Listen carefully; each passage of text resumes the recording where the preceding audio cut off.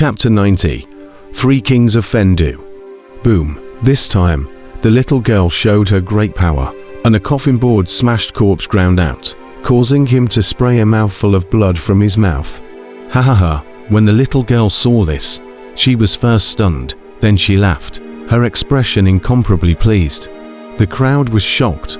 What was going on? However, they immediately discovered the cause. The original corpse land suffered a heavy blow from the heaven-tackling hand, and now it was no longer a match for the little girl. Seeing this, Kang Chon coldly stood below, not rushing to make a move. Come on, dead tortoise. This time this young lady will see that you still won't die. Little white girl, give him another slap. The little girl was incomparably pleased with herself, and didn't forget to shout at Kang Chon. Below, corpse ground sniffed and his body swooshed away from the martial arts arena. He was really intimidated by the heaven-tackling hand and didn't dare to take it hard anymore. Seeing this, the little girl swung her coffin board and rushed away. Now that corpse ground was injured, he was no longer her opponent. She wasn't worried at all. However, corpse ground's cultivation surpassed her after all. His speed was strangely fast. The little girl couldn't catch up with him at all. The little girl was so furious that she shouting at Kang Chon below, "Quickly slap him with your palm." Nay, Kang Chon was unmoved.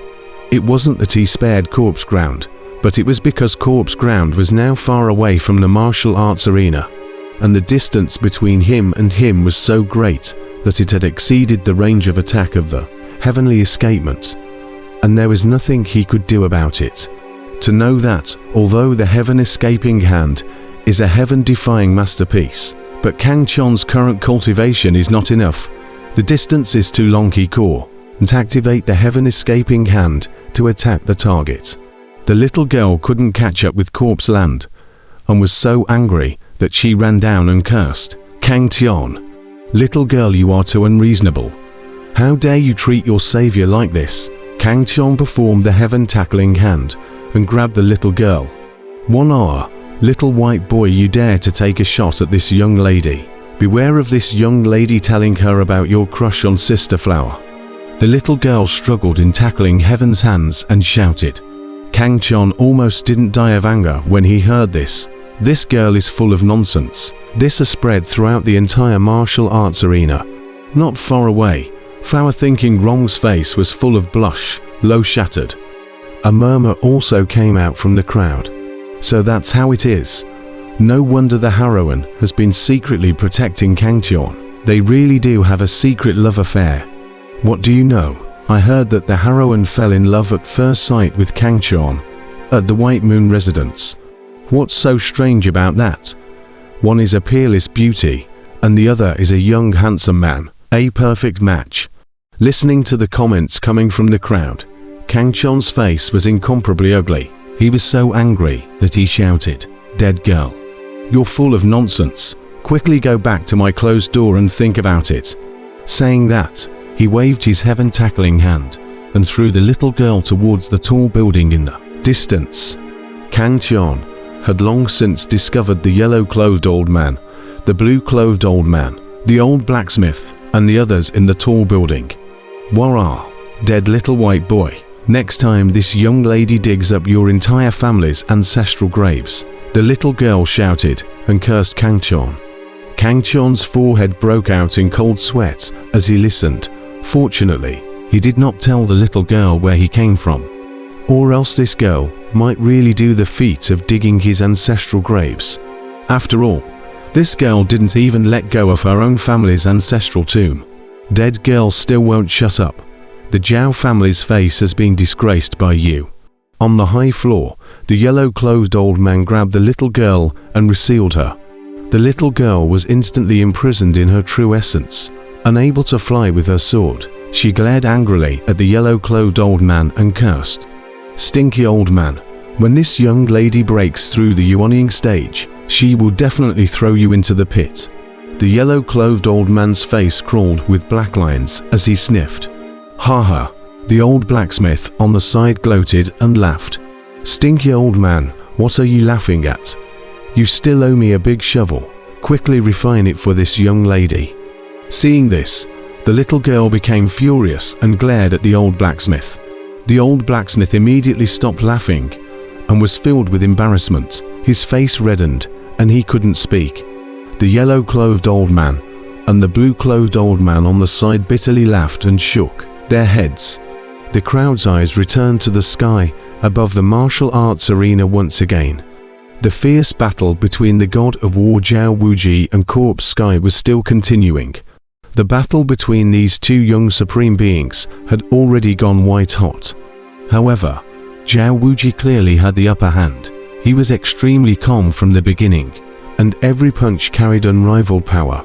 His eyes were as dazzling as stars, flashing with an intimidating light, and his invincible aura caused the heavens to shake. There was blood spilling from the corner of Corpse Sky's mouth.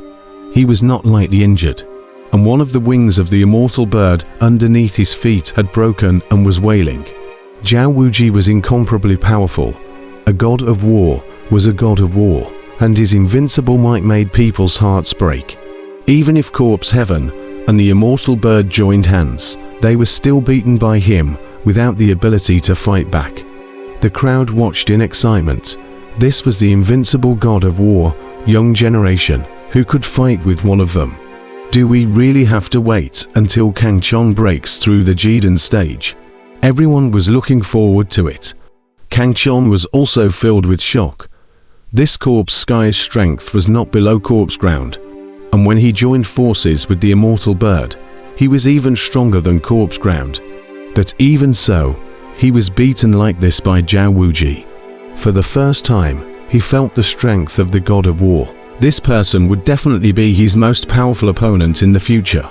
Kang Chon couldn't help but feel a high desire for battle in his heart, and a rush of hot blood boiled within him. This youth's talent is extraordinary. It's as if he was born for war. No wonder he's called a war god. He most likely possesses the legendary war body. Emperor Dan's voice came from his mind. Battle body. Kang Chon was puzzled. The battle body is the same as your Kang Chon hegemony blood. It is a legendary special bloodline. Legend has it that those who possess the battle body are the reincarnation of a battle god, possessing endless potential. And people of their kind, once they fight, their combat power multiplies. They are natural-born battle maniacs, Emperor Dan said in a deep voice. Kang Chon was shocked at his words. So that was it. No wonder Zhao Wuji was so powerful. In the cultivation world, people with special bloodlines had the strongest potential and were often the strongest. This person at the same level. As his cultivation grew, Kang Chon also felt the power of Kang Chon hegemony blood. He was absolutely invincible at the same level. Even geniuses like Wu Gang and Lei Yun eventually lost to him. This kid will be your strongest opponent. If possible, don't make an enemy of him, Emperor Dan reminded. Although Kang Chon's future achievements might not be worse than Zhao Wuji's, there was no need to make an enemy of him. Kang Chon nodded his head as he heard this. He and Zhao Wuji were only rivals and had no grudges. What's more, he and the little girl were considered friends, so naturally, he wouldn't make an enemy of Zhao Wuji. Moreover, once they worshipped in the heavenly Dao sect in the future, they would most likely be fellow disciples then. After thinking about it, Kang Chon carefully watched the battle in the sky. The battle between these two young supreme beings in front of him inspired him a lot, allowing him to understand the methods of other young supreme beings' powerhouses.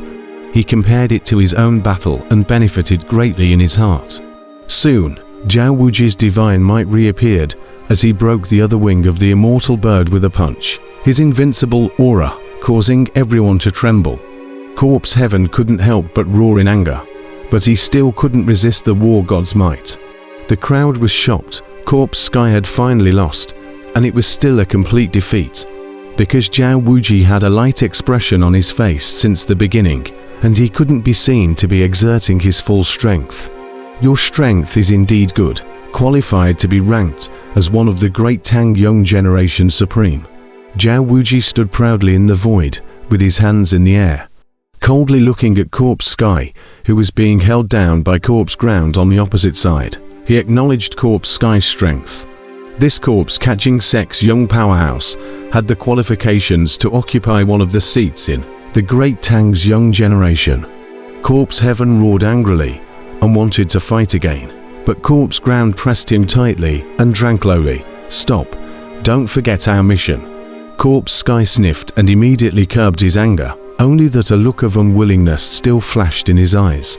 Corpse Earth clasped his fists at Jiao Wuji and said, "The name of the god of war invincible is indeed true to its name. It's really admirable. In the future, my brothers and I will definitely learn it again." This time, the two of my brothers were ordered by the headmaster of the corpse-catching sect to come and invite all the young supreme beings, as well as the older generation of powerhouses, to come to our sect in 3 days' time, to watch our sect's blood sacrifice ceremony. Farewell. The crowd was shocked. The corpse-catching sect really did have a big move 3 days later for the blood sacrifice ceremony. There was no telling what kind of furor was going to be created. Everyone was looking forward to it. Corpse Ground took one last deep look at Jiao Wuji and the Kangchon on the martial arts arena below, as if he wanted to remember them before pulling Corpse John into the air to leave. Jiao Wuji didn't stop them and coldly watched them leave, then flew towards the tall building to meet up with the yellow-clothed old man and the others. Since then, a peak youth battle caused by Kangchon and Wu Gang came to an end. And after this battle, the Great Tang cultivation world was bound to be shaken to its core. This battle rewrote the pattern of the Great Tang's youth generation, causing the Great Tang's youth generation to enter the era of supremacy. The three young powerhouses that had suddenly appeared, Kangchon, Corpse Sky, and Corpse Earth, were bound to become famous in the Great Tang, becoming another supreme figure in the Great Tang cultivation world's young generation. As for Jiao Wuji's name as the invincible god of war, he had once again proved his strength, and was definitely the undisputed #1 powerhouse of the young generation of the Great Tang cultivation world. What people regretted the most was that the other 3 of the 4 masters of the imperial capital didn't show up this time. Otherwise, I'm afraid it would have been even more exciting. You seem to have been overlooked. Whatever. The girl from Yinqin House has a big ass. I like the ice candy gourd from the imperial capital. In a corner of the martial arts arena, the mad warrior Shen Tuji mumbled to himself as he left, and the crowd he encountered made way, all of them not daring to offend this delirious madman.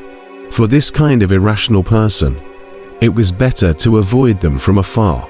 Shen Tuji did not care about everyone's gazes as he slowly left alone, muttering to himself. He carried a long sword on his back, like a lonely swordsman, wandering in the red dust, searching for his sword path. Kangchon looked at Shen Tuji's back. His expression was grave. This crazy warrior was not weak, just like the mad warrior Thundercloud. Although he looked weaker than Jiao Wuji, Corpse Heaven, Corpse Earth and the others for the time being, his achievements in the future might not necessarily be inferior to them. Emperor Dan also said, "This brat is very strange. While other people's split personalities are only split into 2, he's split into 4. In addition to his own thoughts, there are surprisingly 3 other independent thoughts within him." Kangchon sniffed thoughtfully. Perhaps this crazy warrior will surprise him later. Along with the departure of the corpse-catching twins, the crowds on the periphery of the fighting arena dispersed. A peak youth battle came to an end, and the next Fengdu city would be a lively place for people to discuss the battle. "Brother Kangchon, I'll leave first. See you in 3 days," Liu Suifeng said as he walked over with a smile. This was a suave young man, handsome and elegant, with a vast and righteous aura, causing Kangchon to have some good feelings. However, when facing Flower thinking wrong, this youth revealed a playful look. "Flower Fairy, is there any interest in enjoying the sunrise with me?" At this time, the sky appeared fish-belly white. A fierce battle had been fought from yesterday evening to the early hours of this morning. It could not be said to be less intense. Seeing this, Kangchon very sensibly excused himself. He said to Liu Suifeng, and Wuxia. Since the two of you are so interested, I will take my leave first, and we will gather at Fengdu Mountain again 3 days later, when the corpse-catching sect blood sacrifice ceremony is held. Today, he had a series of great battles. Both his body and mind felt tired, and he wanted to go back to rest. Plus, he had gained a lot of insights from this battle, which all needed time to be digested. Sending Kang Chon far away, Liu Suifeng instantly smiled playfully at Wu Weirong and said, "How is it? Is Flower Fairy interested in watching the sunrise?" At this time, the sky was dark, and Hua Wanyong's peerless face was even more gorgeous in the haze, so he could not help but be mesmerized for a moment. "No," Hua Qianrong coldly said, then stepped away, like a fairy-like figure, gradually disappeared at the end of the street.